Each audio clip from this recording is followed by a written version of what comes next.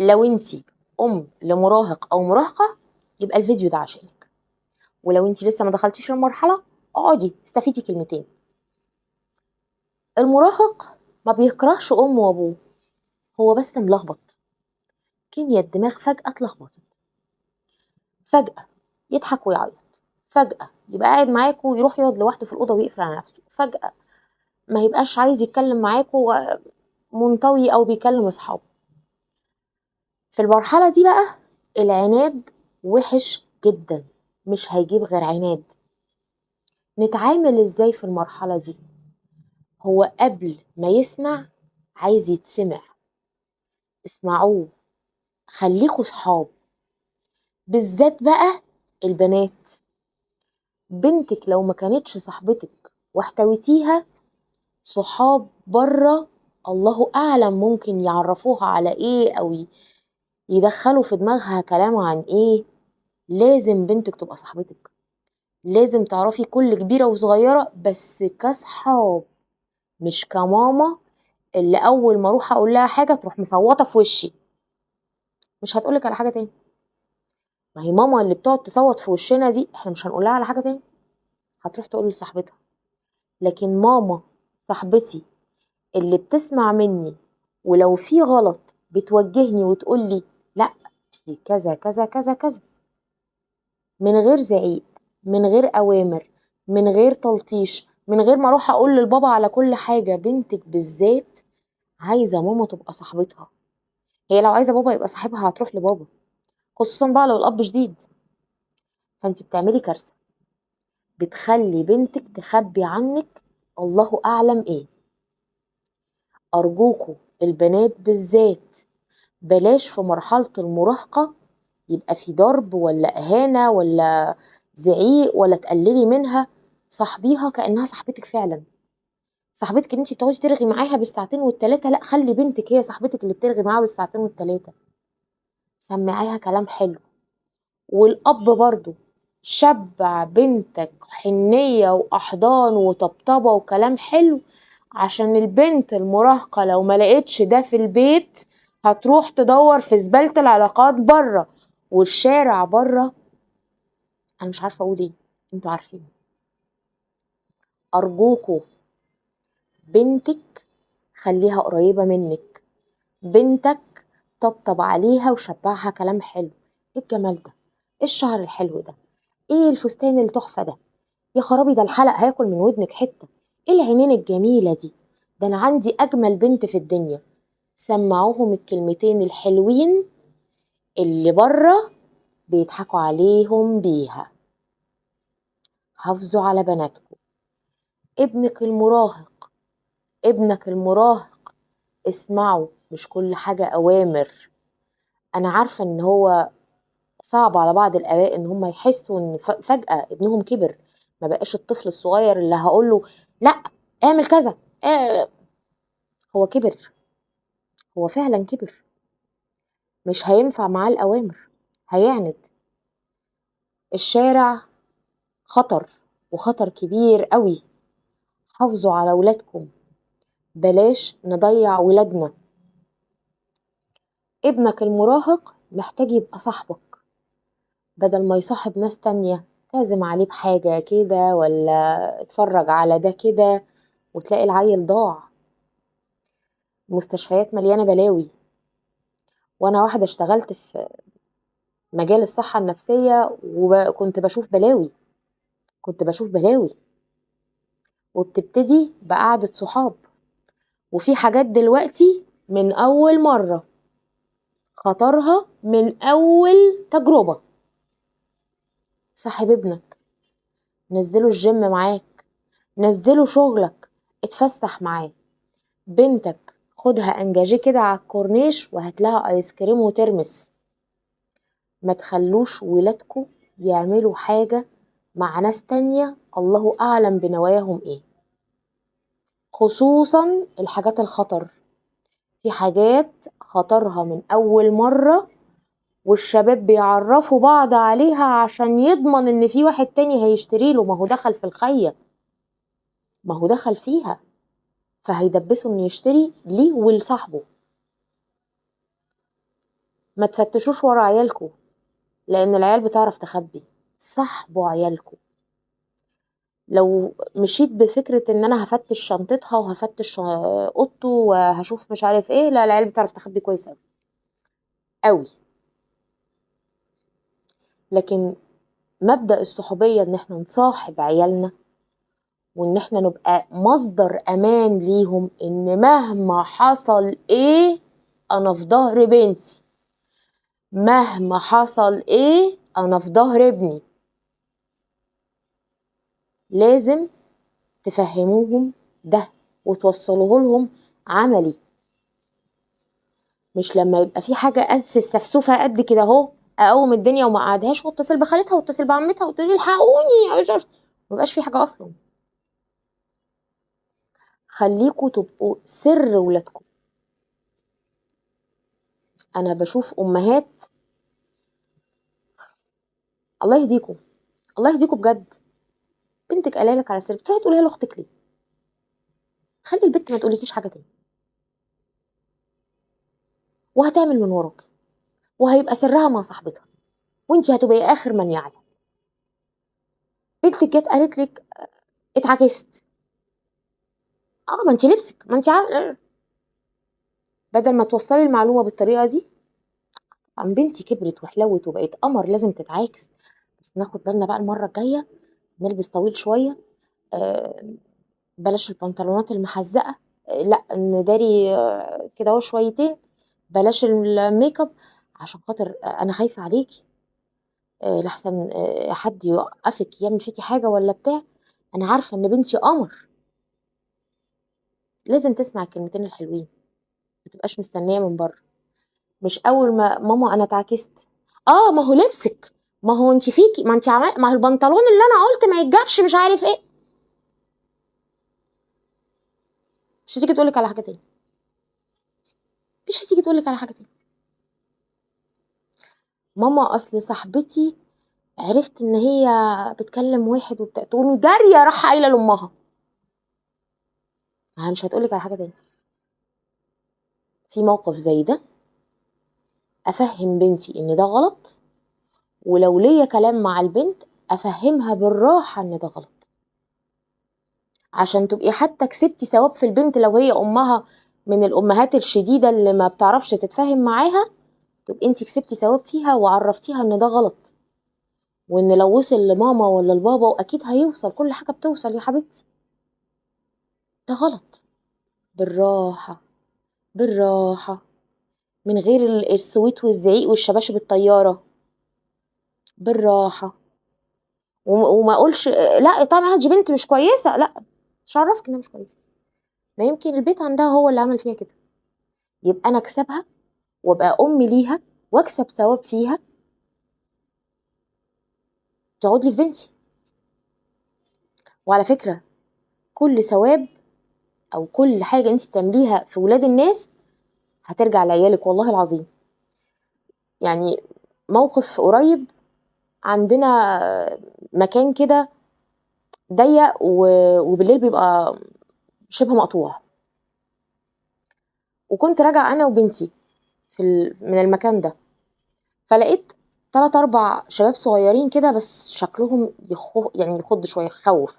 فانا واخده بنتي في حضني وماشيه بيها، ولقيت حبيبتي بنت لوحدها داخله الشارع. انا بعد ما مشيت خطوتين رجعت ورا البيت من خوفي، وانا معرفهاش، يعني انا ما اعرفهاش، هي بنت في الشارع، بس شفت بنتي فيها، وشفت ان في شباب واقفه قدام، خفت للبنت تتضايق، حد يضايقها، حد يقول لها كلمه. رحت راجعه قلت لها بس، فالبنت يعني اتخضت، قلت لها استني انا هوصلك. هي شافت الشباب قدام، والشباب شافوني، ايه لا لا لا دي زي اختنا يا طنط وبتاع مش عارف ايه، راحوا واخدين بعضيهم وماشيين على قدام، وانا ما سبتش البيت غير لما وصلتها لشارع امان شويه. في نيتي يا رب قعدهولي في عيالي. فكل حاجه بتعمليها مع الولاد بره هيقعدولك في عيالك، صدقوني بجد، كل حاجه بتقعد هيقعد في عيالنا، هيترد لنا الثواب في عيالنا. ربنا يا رب يحفظ ولادنا جميعا يا رب. الشباب بقى، الولاد، نتعامل ازاي مع المراهق؟ برضو صاحبي، اصل خلاص ده بقى راجل. اولا لو في امكانية ان هو ينزل جيم يبقى يا ريت اسحليه في رياضة، اسحل ابنك في رياضة على قد ما نقدر عشان نحافظ عليه. تاني حاجة، لازم تعلمي الولد، وانت كأب لازم تعلم الولد ان بنات الناس زي اخواتك، واللي انت هتعمله فيهم هيقعد لك في اخواتك وفي امك. بلاش بقى كفاية طلعنا اجيال بيدعي عليها وعلى امهاتها. يعني كفاية طلعنا ناس كتير قوي بيدعي على امهاتهم. ليه؟ عشان هما اللي مربوش، هما في الاول ما زرعوش. لما يبقى ابنك ماشي في الشارع قولي له، لما يبقى في بنت ماشيه قدامك حاول ان انت يا تمشي بعيد عنها بسرعه، يا تاخر نفسك شويه كتير، متبقاش لازق جنبها عشان البنت ما تتخضش. من الادب والذوق والاسلام.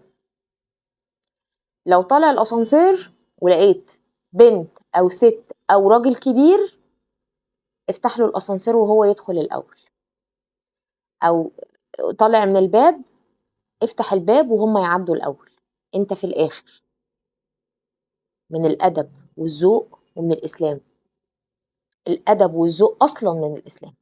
نتعلم بقى من ديننا، نوقر الكبير، نحترم البنت، نحترم الست. نعلم ابننا ان الستات ما بتتضربش والبنات ما بتتضربش من اول بقى، دي من هم صغيرين، من هم في المدرسه، هم بيبيهات. ما تضربش بنت معاك في المدرسه، لان البنت كائن ضعيف. زي ما علمتكم كده، زي ما قلت لكم في الفيديو اللي انا كنت بقول لابني لما كان بيلعب كونغ فو، الضعيف ما بنجيش عليه. ده مش من الاسلام. والبنت برضو ما بنكسرهاش وما بنضربهاش، ده مش من الاسلام. احترم الست، وما توعدش حد بحاجة مش هتقدر تعملها. دي اهم حاجة لازم تتزرع في ولادنا. مش بس الستات، ما توعدش حد بحاجة انت مش هتقدر تعملها. ما تقولش لحد انا هعمل وانا اسوي وانا وانت مش قادر تعمل ده، عشان ما نطلعش اجيال بتقول كلام ما هياش قده. عشان ما يوعدش بنت الناس بحاجة هو مش هيعرف يعملها. عرفوا ان الست اللي هتبقى في رقبته هو مسؤول عنها مسؤولية كاملة. لما هتيجي تتجوز، الست اللي هتبقى في بيتك انت مسؤول عنها مسؤولية كاملة. كل حاجة انت مسؤول عنها. لازم تتعلم تشتغل وتشقى، ولو تقدروا ان الولاد ينزلوا في الاجازة يشتغلوا يا ريت. يا ريت. انا ابني بنزله في الاجازة يشتغل، وفخورة جدا ان ابني مرتبه 2500، ومش عايزة اقول لكم انا ببقى طايرة قد ايه وهو بيكفي مصاريفه بال2500. بينزل يشتغل مساعد شيف في كافيه في الاجازة، عشان يعرف قيمة الشغل وقيمة القرش، وعشان يعرف ان لازم يشقى ويتعب عشان الست اللي هتبقى في رقبته. ايا كان الشغل ايه، ايا كان انت مين، معاك شهادات ايه، ما لقيتش شغل ان شاء الله تشتغل في الفاعل، ان شاء الله تكنس الشارع، بس تجيب القرش اللي يكفي بيتك ويكفي مراتك اللي هتبقى في رقبتك. بكفاية بقى طلعنا اجيال منيلة ب600 نيلة. الست تساعد جوزها وتنزل تشتغل وتتمرمط وهو قاعد ما بيعملش حاجة وياخد مرتبها على الجاهز. وشفت حالات من دي كتير. شفنا حالات من دي كتير. لو هتنزل تشتغل ده براحتها، بس اساسي اكلها وشربها ولبسها وسكنتها عليك.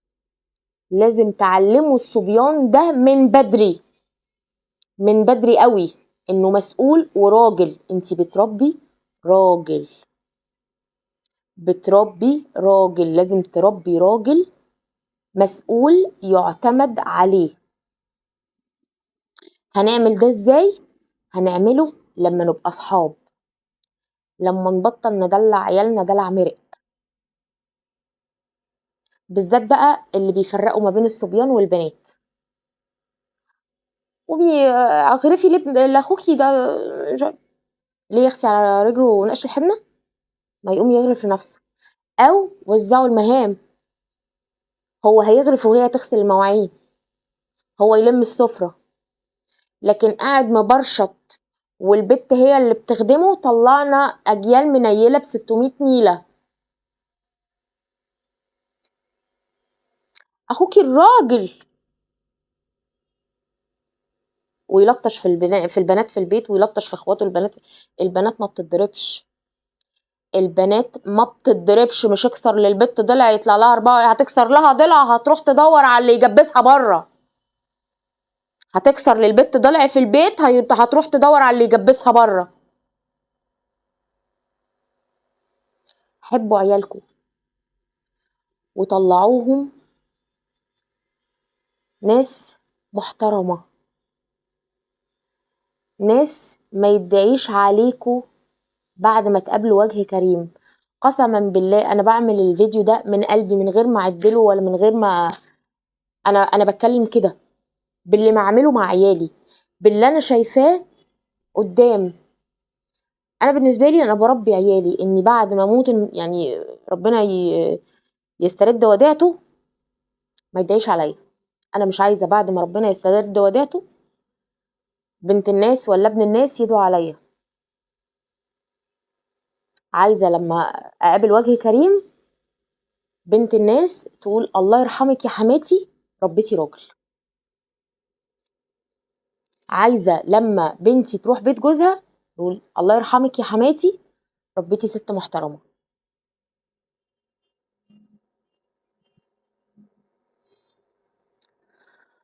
المهم انا طولت عليكم النهارده قوي. حبوا ولادكم واعرفوا ان مرحله المراهقه دي مرحله وهتعدي، رخمه، محتاجه مننا صبر وحب وطبطبه وودان تسمع وحضن يلم ويطبطب، وان احنا نبقى اصحابهم. صاحبوهم عشان ما يصاحبوش بره. وصلنا لنهايه الفيديو، بس دي مش نهايه الفيديو، دي بدايه الرحله. دي الجمله بتاعتي اللي هكررها في كل الفيديوهات. لو وصلتوا لهنا اكتبوها في التعليقات. دي مش نهايه الفيديو، دي بدايه الرحله. اشوفكم في فيديو جديد. استودعكم الله الذي لا تضيع ودائعه. ما تنسوش لو وصلتوا لاخر الفيديو لايك وشير واشتراك عشان القناه شكلها كده مش ولا بد. اشوفكم على خير.